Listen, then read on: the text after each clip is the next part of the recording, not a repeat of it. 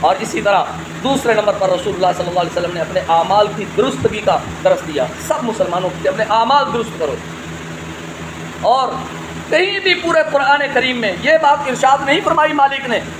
اللہ تبارک و تعالیٰ نے یوں نہیں کہا کہ آپ